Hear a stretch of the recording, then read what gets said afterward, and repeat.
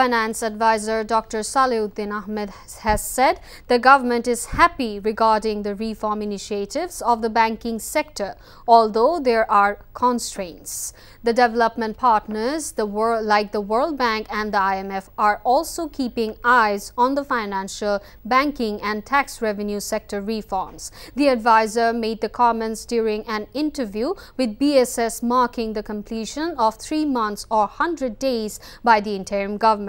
A good number of banks are in bad shape, but due to various reasons like for more liabilities than deposits, and it is very unfortunate, he cited.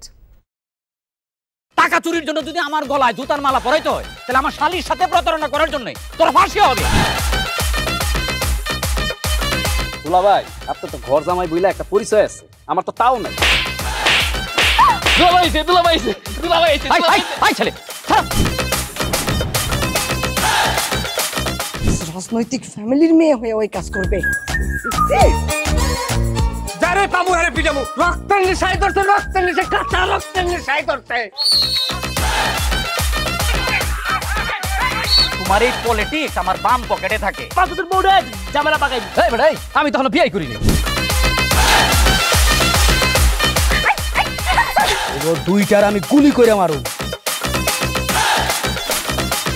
মাসুদরা কোনোদিন ভালো হয় না। আপনার পোশাক আশাক দেখে কিন্তু আপনার তালুকদার বংশের লোক মনে হয় না আব্বা, আপনার মনে হয় যে আপনি ফকির বংশের লোক।